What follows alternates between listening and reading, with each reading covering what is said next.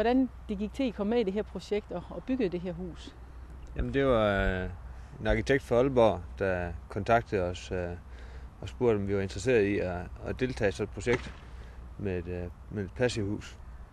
Og det lød interessant, det var nyt og spændende, så det sagde vi ja til. Bygningen, det er jo sådan en enetages bygning, men den har jo sådan en ret høj opbygning alligevel. Hvad er grunden til det? Den forhøjning, den gør jo, at vi får en masse lys ind i bygningen. Vi har nogle store vinduer i den del af bygningen, som så trækker en masse lys ind. Og det giver et godt indeklima, altså vi får en behagelig indeklima derinde. Og ellers er det jo en enetages bygning, og den er sådan meget kvadratisk i faconen. Hvad er grunden til det? Det er den, fordi vi skal have så lille et areal af klimaskærm som overhovedet muligt. Og så det næsten mest spændende ved den måde huset ser ud på, det er jo de her flotte skodder, som man kan trække for, og solafskærmningen. Ja, solafskærmningen er for om sommeren, når vi har den stærke sol, så bryder den solen stråler, så der ikke kommer så meget solvarme ind, så vi får overophedet af rummene. For det første, det vi kan se, det er jo en trappeklædning.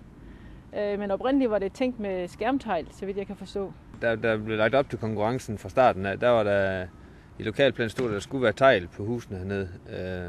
Derfor blev lavet en løsning med og uden skærmtegl. Konsortierne bag firmaet bag projektet, de valgte så, at der skulle opføres i træ. Den er så opført i træelementer, som vi har lavet inde på vores værksted og kørt herned på lastbiler. Det er en forholdsvis tyk konstruktion med 405 mm isolering i, og så krydsfiner på begge sider. Og så den lidt specielle facadebeklædning med lister med luft imellem, så man kan se pladen bagved, som så har fået en rød farve. Og resten af det er så sådan et almindeligt traditionelt støbt dæk. Fundamentet er sådan set ikke meget anderledes end et traditionelt hus. Der er en lidt større kantisolering på, end man har et normalt hus. Ellers er den med traditionelt støbt dæk med flamingo og beton. Taget det er lavet i tagkassetter, som vi også har lavet inde på værkstedet. Men det er også meget traditionelt med ventilerede konstruktioner og så tagpap. Lufttæthed, det er jo en meget vigtig ting i passivhus. Og hvordan gik det med det? Det var et af de store problemer. Det var jo lufttætheden. Altså, der måtte ikke være utætheder i huset. Vi er langt under det, der er krav til bygningsreglement. Så derfor blev jeg brugt meget tid på det.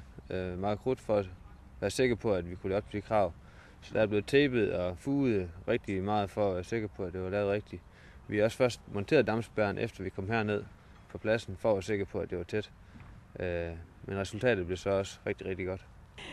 Så det sidste, vi skulle snakke om omkring selve opbygningen, det var installationen. Og det er sådan et kompakt aggregat, I har i huset her.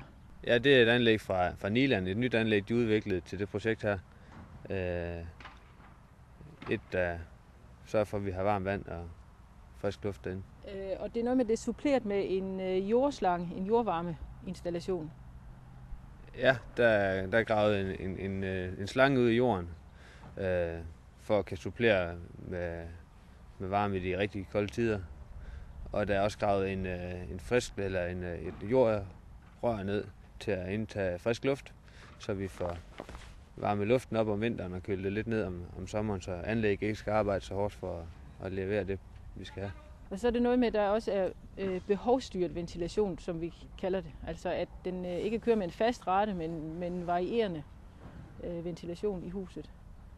Ja, der er sat følere op, der måler på luftens kvalitet og vurderer, om anlægget skal køre eller ej.